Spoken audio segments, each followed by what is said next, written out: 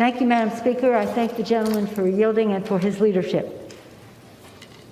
Madam Speaker, in his annual address to our predecessors in Congress in 1862, President Abraham Lincoln spoke of the duty of the patriot in an hour of decisive crisis for the American people.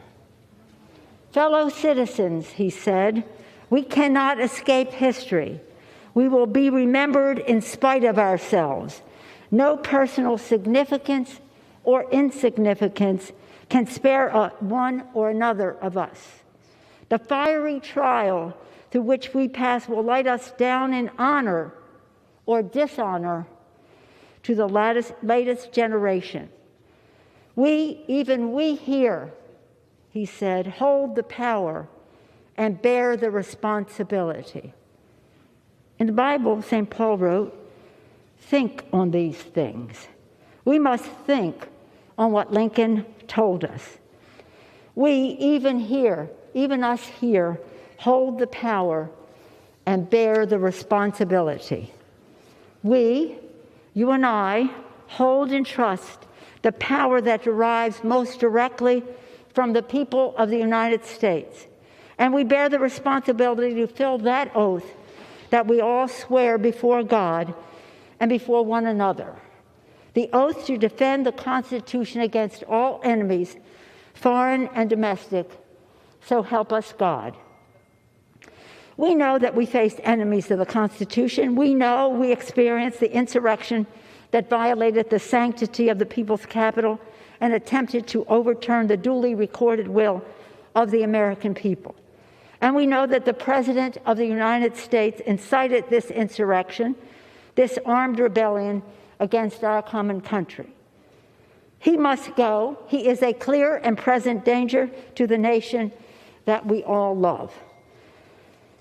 Since the presidential election in November, an election the president lost, he has repeatedly lied about the outcome, sowed self-serving doubt about democracy, and unconstitutionally sought to influence state officials to repeal reality. And then came that day of fire we all experienced. The president must be impeached, and I believe the president must be convicted by the Senate, a constitutional remedy that will ensure that the Republic will be safe from this man who was so resolutely determined to tear down the things that we hold dear and that hold us together. It gives me no pleasure to say this. It breaks my heart. It should break your heart. It should break all of our hearts. For your presence in this hallowed chamber is testament to your love for our country, for America, and to your faith in the work of our founders to create a more perfect union. Those insurrectionists were not patriots. They were not part of a political base to be catered to and managed. They were domestic terrorists, and justice must prevail. But they did not appear out of a vacuum. They were sent here by the president with words such as a cry to fight like hell. Words matter. Truth matters. Accountability matters. In his public exhortations to him, the president saw the insurrectionists not as the foes of freedom, as they are, but as a means to a terrible goal, the goal of his personally clinging to power, the goal of thwarting the will of the people, the goal of ending in a fiery and bloody clash nearly 2.5 centuries of our democracy. This is not theoretical, and this is not motivated by partisanship.